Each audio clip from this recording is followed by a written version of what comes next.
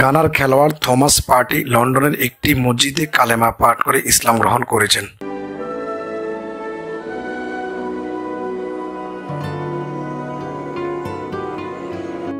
Arsenal ক্লাবের হয়ে খেলা গানার ফুটবল থমাস পার্টি ইসলাম গ্রহণ করেছেন। পবিত্র কোরআন হাতে থমাসের একটি ছবি প্রকাশ করে ইসলাম গ্রহণের খবর জানান ব্রিটিশ সাংবাদিক কনর হাম। এর আগে 3 দিন যাবৎ তিনি লন্ডনে ধর্ম বিষয়ে পড়াশোনা করেন। মিডল ইস্ট মনিটর সূত্রে জানা যায়, লন্ডন ভিত্তিক ইসলাম প্রচারক ও শরিয়া গবেষক শায়েখ মোহাম্মদ আল আজারি বলেন, গানার খেলোয়াড় থমাস পার্টি লন্ডনের একটি মসজিদে কালেমা পাঠ করে ইসলাম গ্রহণ করেছেন। থমাস পার্টি 1993 সালে গানায় জন্মগ্রহণ করেন। 2020 সালে তিনি 45 মিলিয়ন পাউন্ডের বিনিময়ে আর্সেনালে যোগ দেন।